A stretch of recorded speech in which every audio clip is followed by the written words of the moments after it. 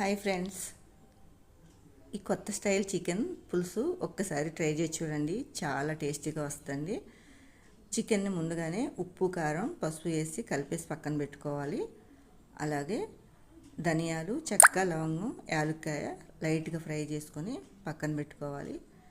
అల్లం, ఎల్లుల్లిపాయ, కొబ్బరి, ఉల్లిపాయ ముక్కలు కట్ చేసుకొని కడిగేసి పక్కన ఉంచుకోవాలి ఫ్రెండ్స్. ఇప్పుడు మనం వేయించి పెట్టుకున్న ఈ ధనియాలు మెత్తగా గ్రైండర్ చేసి పక్కన పెట్టేసుకోవాలి.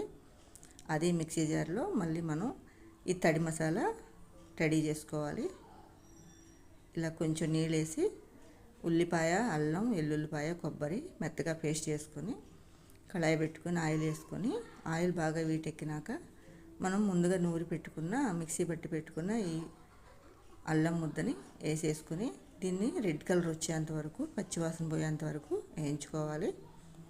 ఈ కలర్ వచ్చాక మనం ముందుగా నానబెట్టుకున్న చికెన్ను వేసేసుకుందాం.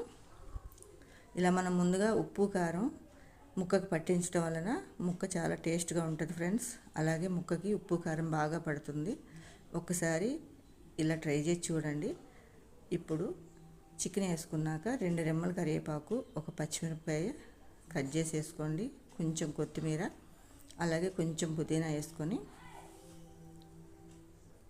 ఒక 5 నిమిషాల వరకు దీన్ని ఫ్రై లాగా చేసుకుందాం ఫ్రెండ్స్. కొంచెం పచ్చివాసన పోయేంత వరకు వేయించుకోవాలి. ఈ విధంగా ట్రై చేయండి ఫ్రెండ్స్, చాలా బాగుంటుంది. బిర్యానీలోకి కానీ, పలావులకైనా, దేనికైనా చాలా బాగుంటుంది. మనం ఎన్నో రకాలుగా చేస్తుంటాం కదా చికెను. ఒకసారి ఇలా ట్రై చేసి చూడండి. చాలా అంటే చాలా టేస్ట్గా వస్తుంది మీకు. ఆ పచ్చివాసన అంతా పోయినాక ఒక లోటా వరకు నీళ్ళు తీసుకోవాలి. ముక్క బాగా మెత్తగా ఉడికేంత వరకు. ఇది పెద్ద బాయిలర్ అండి, దానికోసం కొంచెం వాటర్ ఎక్కువగానే వేసాను.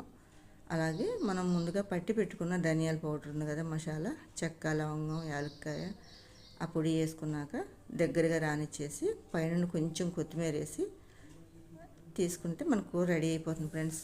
ప్లీజ్ ఫ్రెండ్స్, లైక్ చేయండి, షేర్ చేయండి, సబ్స్క్రైబ్ చేసుకోండి. Bye friends.